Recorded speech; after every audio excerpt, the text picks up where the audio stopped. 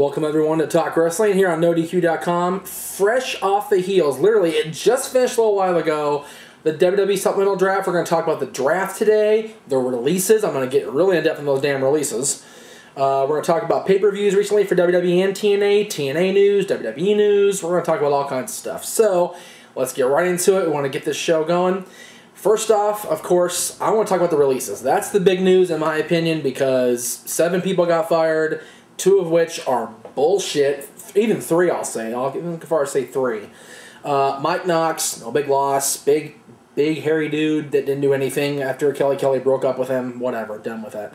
Jimmy Wang, no surprise, no cruiserweight division, and he's a comedic foil. What are they going to do with him? Nothing. Slammaster J, moving on.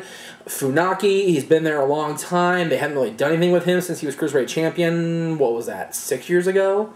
And he's been relegated to a Kung Fu Naki gimmick. Wow. The 3 that bother me. Katie Burchill, Katie Lee, whatever you want to call her. One of the better workers in the WWE Divas division, women's division, when she got a chance to work. Complete bullcrap. Mickie James, the best working diva in the WWE, not named Neidhart. And they let her go because she's too overweight. Or she has a fledgling career in country music, or whatever the reason they gave. They didn't give a reason, they just did it. And then Mickey's all trying to spin it on the positive side, but the bottom line is bullshit. And I heard that the fans in Virginia were going to riot. I want to blame them one fucking bit. It's ridiculous that she got fired. It's bullshit. No more Trish, no more Lita, no more Mickie James. You know, you got Michelle, I need a cheeseburger McCool, and Maurice, I need 2 cheeseburgers.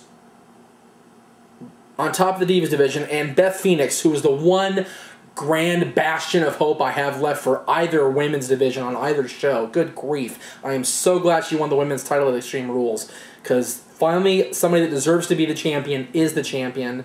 The Divas champion is Eve Torres. What the hell?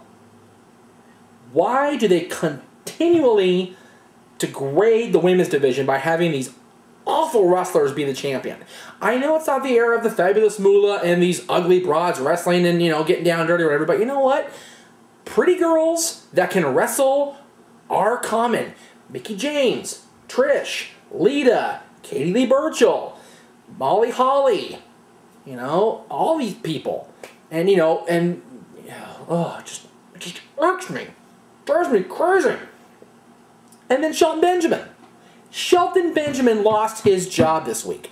What the hell is up with WWE? Why do they get rid of the best pure athlete they have? You know, the guy that they could push to the moon with either the Intercontinental or the U.S. or I dare say one of the World Championships. Shelton Benjamin has all the potential in the world. He's been there long enough to earn a world title run. I'm sorry. He's gone through a lot of shit. He's outperformed every single person in every single Money in the Bank he's been in. He's been the star of those matches for the past 6 years. And it's 5 years, excuse me. And it's bullshit that he is fired. I'm sorry. That it's just ridiculous. It's just awful. Ugh. God. Sorry, I've been up all night thinking about doing the show because I've been really upset about these releases, and I wanted to focus on the draft, but I did want to talk about the releases first because that's foremost on my mind. Because Shelton Benjamin, Mickie James, and Katie Lee are all unjustly fired, and I hope they go to TNA, and I hope they help improve the TNA product, and I hope they kick WWE's ass. I really do, just because of this. You know, people have been getting on my ass for almost 3 months about how non-TNA I am, how biased I am against TNA. Well, you know what? TNA's product right now, they're getting better. They put my boy on top. They put Rob Van Dam in the world title picture. They made him the world champion. Him and Jeff Hardy had a great match. AJ's still up there. You got, you know, all these guys in the voting pool they have on TNA as far as the, you know, the #1 contender spot. Kurt Angle, Jeff Hardy, Mr. Anderson, The Pope, Sting, Jeff Jarrett, Abyss, Rob Terry, Desmond Wolfe, Kurt Angle, excuse me, AJ Styles. Desmond Wolfe is holding a continual lead over Jeff Hardy by about 5% in that vote. That tells me the Ring of Honor fans are watching TNA. That tells me the Ring of Honor fans are the majority that are watching TNA and hoping to God that TNA improves and overtakes WWE. Personally, I want to see it happen too. I do. I enjoy the people that work for TNA. I love Hulk. I love Flair. I love Mr. Anderson, Kurt Angle, you know, The Pope. I like Sting, AJ, Rob, Rob Terry, you know, they let Daniels go. Oh my God, how stupid was that? Now he's going to kick ass with Ring of Honor and probably Chikara. You know, they've got so much good talent in TNA. They just need to get Russo away from the writing pen. My God. I am so glad he's taking a break and somebody else is going to write these shows. Once Russo goes away, I promise you the product will improve. Watch. Mark my words. The product is going to improve in the next couple months, and I can't wait for it. I cannot wait for TNA to improve and make WWE go, oh shit! Because right now, their product ain't all that better. Their product ain't much better. Alright, let's see. The draft. Just finished about an hour and a half ago, if you count supplemental draft. Kelly to SmackDown, whoopee. Big Show to SmackDown, could make an impact. John Morrison and R-Truth both to Raw. They're keeping that team together, which I don't understand. I think both those guys, as I said in an earlier show, are destined for single success. The big move to Raw is Edge and Chris Jericho, both of them. And they may continue their feud on Raw as a result. I think we're going to see more of the star power going back to Raw. You've got Triple H out. You've got Cena as the champion with no fresh challengers. Edge has been on SmackDown for a while. Jericho's been on SmackDown for a while, except for being on Raw here and there. You got Christian going to SmackDown. He'll get a fresh start. Hopefully, he's been kind of lost in the Raw shuffle. Hopefully, he'll get a shot at the World Heavyweight Championship, and hopefully, he'll do what he did before and beat Jack Swagger. He's done it before. He can do it again.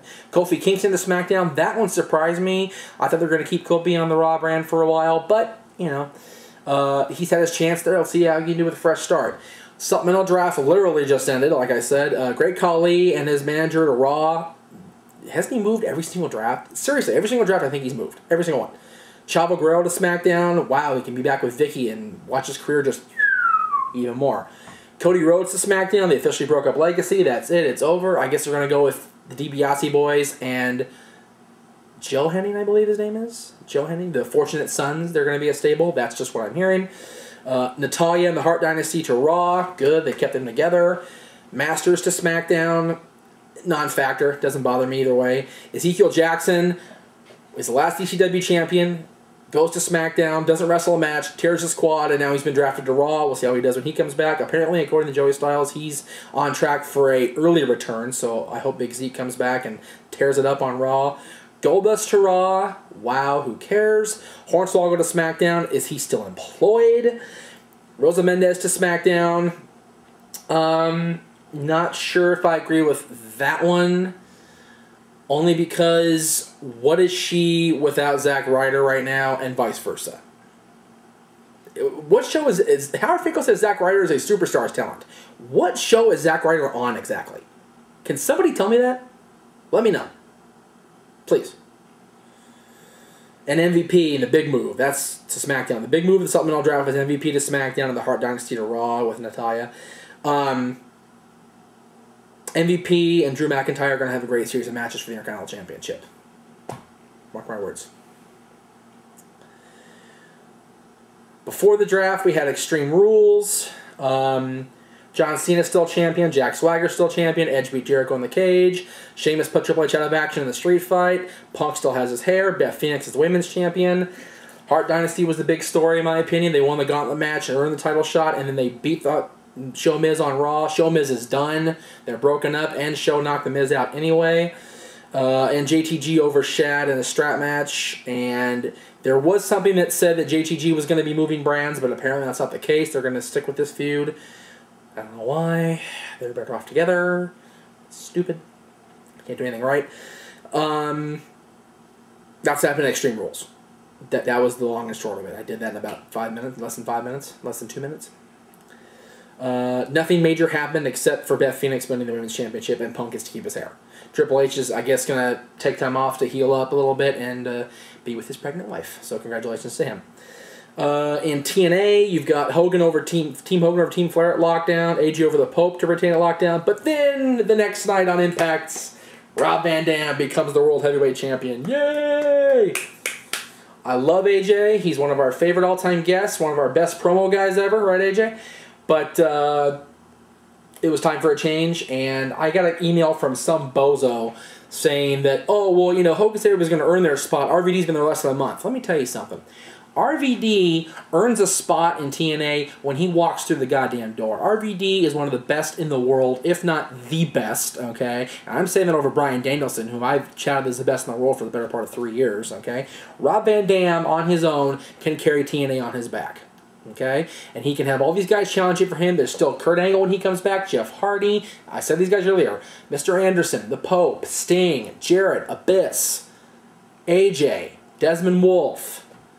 There's so many challengers that can line up one at a time. RVD will knock them out of the park. But you know what? There'll be great matches in the shortcoming. So RVD as a champion that can go through anybody is better than AJ's constant whining heel. I love AJ as a heel, but him with Flair is driving me crazy. Flair has truly lost his mind. And then he loses his Hall of Fame ring to Abyss. What?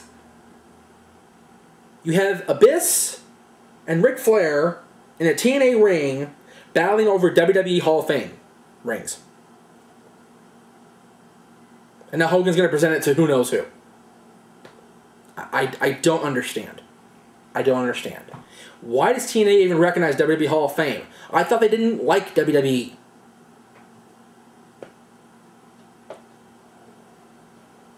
Aaron, am I wrong here? No, Aaron's shaking his head no. It's ridiculous. What else happened? Team 3D and the Outsiders. Excuse me, they're not the Outsiders. They're the band. I can't say Outsiders because it's not WWE.